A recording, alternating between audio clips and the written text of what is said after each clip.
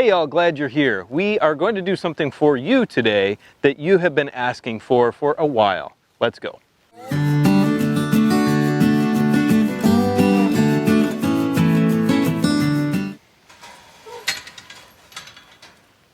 So here's the first project that you've been asking about, how it's holding up. This is our small garden shed, and we finished the exterior of it with the Japanese wood burning technique called shosugiban. So of the three different finishes that you can do a heavily alligatored finish, a lightly alligatored finish, or a brushed, and that is a lightly alligatored and then brushed with a stiff nylon brush or a wire bristle brush. This is the brushed side here, and it hasn't held up very well in our opinion. You can already see the cedar siding underneath starting to come through, and obviously it's cedar, so it's going to weather well, but if you did this to any other type of wood for a siding of a house, then that brushed look is going to not last very long at all. This is only a couple years old. So here's the brushed look. You can see what it looks like. Let's go look at the other two. So this is the lightly alligatored side, and you can see it's held up fairly well. However, around the harder wood, around the knots in the cedar planks, you can see that it has completely deteriorated or eroded away or washed away. So you can see in some of the deep grooves that has happened also, and maybe where I didn't do it quite enough. But it's held up actually really well, and it's looking pretty good. But let's look at that final method, the deep char method. So here we are on the back side of the shed. You can see our deeply alligatored method next to our brushed. This was just a contrast for us to see how they'd hold up together. But obviously the deeply alligatored is the way to go. It has worn really well, or hardly worn at all, just a little bit of wear over some of the knots. Not too bad. This is the way to go. Now, project number 2 is our gopher fencing. We put this up when we originally did the garden. We used a trencher and trenched underneath, buried some hardware cloth 2 feet under the ground and bent it out. You can go watch that video up here on how we did it. It has worked flawlessly. We've had 0 moles, voles, or gophers in our garden, and I'm going to splice in some footage here that I've taken over the course of time to show you all the mold damage and gopher damage outside of the garden. I've never had one inside.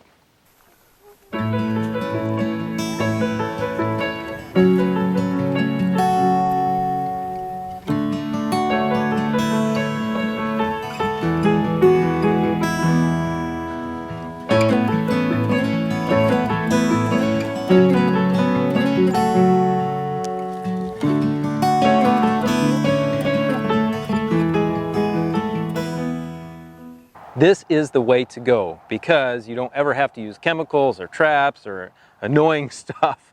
You just have the fence in the ground. That galvanized hardware cloth should last 8 years plus. It's been in the ground for 2 years. I don't want to do it again, but if I have to, I will, because it has worked flawlessly. So project number 3 is our greenhouse. We did this DIY greenhouse for around 300 bucks, including the door and the professional greenhouse plastic. Go watch that video right here to see how we built it. It has held up incredibly well over these years, and our wind tie-down system has worked incredibly well. I know a lot of people actually had questions on that, so I'm kind of combining both of these together. We get probably, I think the most we've gotten is maybe a 30-mile-an-hour wind gust. No problem. It hasn't gone anywhere. So everything on here has held up. The paracord we used held up really well.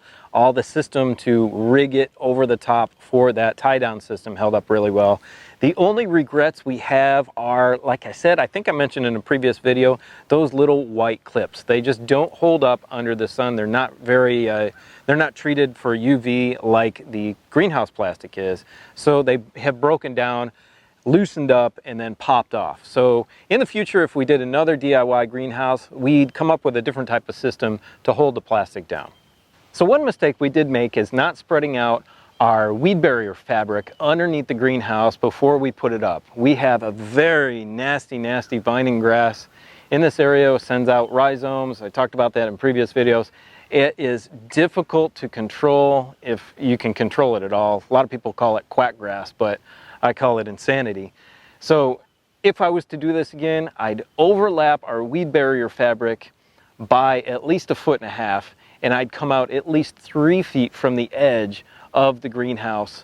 And we just didn't do that. You can see it's right on the edge. It's kind of in the inside of the greenhouse. So do that if you're going to put up a greenhouse in this type of area, or if you have a bad infestation, I would say, of quackgrass. Well, here's project number 4. This is our DIY gray water reclamation system that filters water through the system and just puts it out into the property. We put this together. It's got several stages. You can go watch that video up here.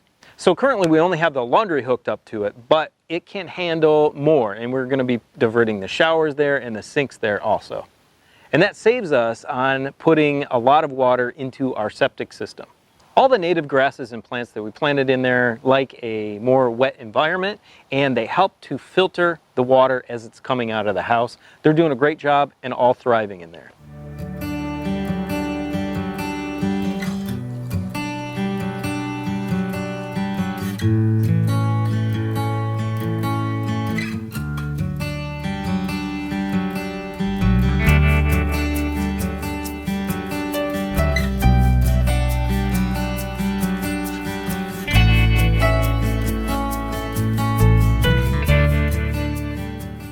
So our last project update is our water diversion efforts to divert water away from our earthen bridge, which goes to the other piece of our property. And that water was coming from behind me, down from our property. It all slopes down to this dry creek, and the bridge crosses over the dry creek. So what we did is, if you remember, we showed you how to dig a trench with a box blade. That's a really important thing to have for your tractor. I'd highly recommend getting a box blade. It is very versatile, but it helped us. We've had zero water come through across that bridge. What we did was we dug a trench on the side here to divert the water around the bridge. We dug a trench right here, which comes through this area, which is where all the water washes down. So it diverts the water here and then down along the side of the bridge, and we lined it with this asphalt, this 3-inch thick asphalt chunks that a buddy of mine gave us for free.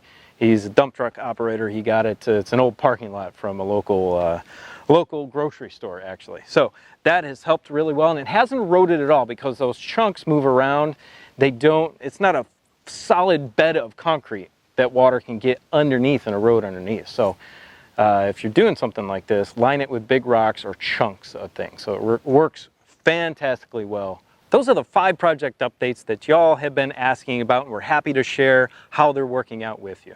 Now click right here, which shows you how to build your own DIY fodder growing system. Have a great day. We love you. See you on the next video. Bye.